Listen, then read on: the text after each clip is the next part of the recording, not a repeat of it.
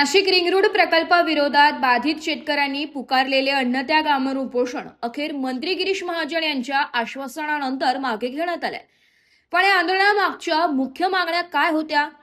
शेतकऱ्यांची पहिली प्रमुख मागणी म्हणजे मखमलाबाद ते गोवर्धन रिंग रोडचे विद्यमान अलाइनमेंट रद्द करून ते गवळवाडी मार्गे करावे। तसेच वडनेर दुमाला येथील चुकीचे अलाइनमेंट त्वरित सुधारावे।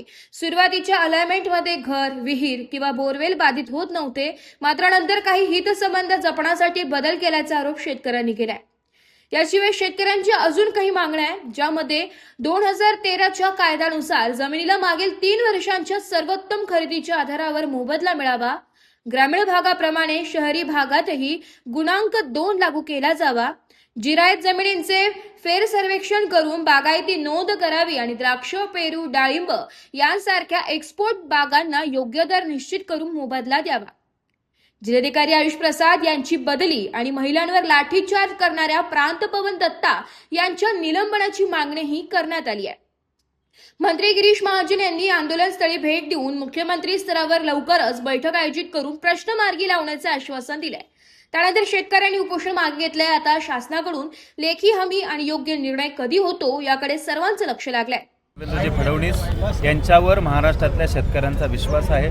गिरीश भाऊ त्याच्यामध्ये आहेत, पण काय होतं, गिरीश भाऊंचं ते खातं नसल्यामुळे अडचण येत होती। म्हणून महाराष्ट्र राज्याचे मुख्यमंत्री देवेंद्रजी यांनी शेतकऱ्यांना भेटावं, त्यांच्या व्यथा समजून घ्याव्यात आणि आमच्या 4च मागण्या आहेत ज्या सरकारला सोडवणं एकदम सहज शक्य आहे।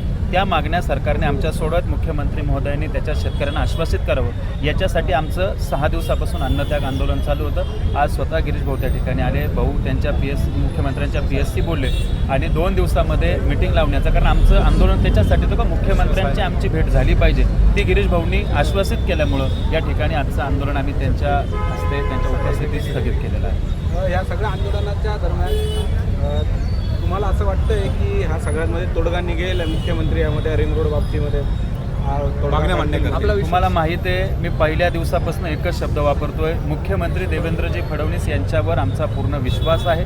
त्यांची ज्या दिवशी भेट होईल त्या दिवशी शेतकऱ्यांना 100% न्याय मिळेल आणि ते 100% याच्यात मार्ग काढतील, हा आम्हाला विश्वास आहे। श्री करण गायकर यांच्या नेतृत्वाखाली रिंग रोडचे जे बाधित गावं आहेत, आउटर रिंग रोडचे, त्याचं एकदा अलाइनमेंट बदलण्याच्या संदर्भामध्ये आणि शेतीच्या किमतीच्या भावामध्ये म्हणजे विषयी आंदोलन 6 दिवसापासून या ठिकाणी चाललेलं होतं। आज आंदोलन या ठिकाणी संपलेलं आहे। उद्या कॅबिनेट झाल्यावर किंवा फारचा परवा, अजून माझं मुख्यमंत्री महोदयांशी बोलणं झालेलं नाही, पण त्यांच्या PSC मी या ठिकाणी बोललेलो आहे।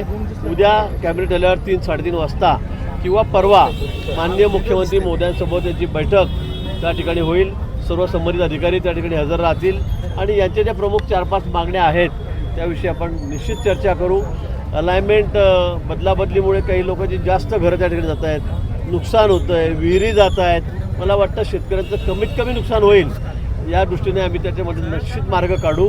उद्या माननीय मुख्यमंत्री महोदय, संबंधित सर्व अधिकारी, त्या विभागाचे अधिकारी, सेक्रेटरी या बैठकीला हजर राहतील। MSIDCचे अधिकारी ते सुद्धा या बैठकीला हजर राहतील आणि आपण चांगल्यात चांगला मार्ग काढण्याचा यातून प्रयत्न करू। अधिकाऱ्यांकडनं जे वर्तणूक करण्यात आलं होतं शेतकऱ्यांसंदर्भात ते योग्य नव्हतं, त्यामुळे देखील काही शेतकरी आक्रमक झाले होते। आपल्यासमोर त्यांनी काही कैफियत देखील मांडली आहे। एक अधिकारी, प्रांताधिकारी आहे, त्यांच्या संदर्भामध्ये ते व्यवस्थित बोलत नाही, थोडं आरोगन्सी आहे असं त्यांचं म्हणणं आहे। मागच्या काही वेळीसुद्धा थोडी वादावादी त्यांच्यामध्ये झालेली होती। निश्चित त्यांनाही समज दिला जाईल किंवा माननीय मुख्यमंत्री महोदयांच्या कार्यावर टाकल्यानंतर ते या संदर्भामध्ये काय कारवाई करायची, काय निर्णय घ्यायचा ते घेतील।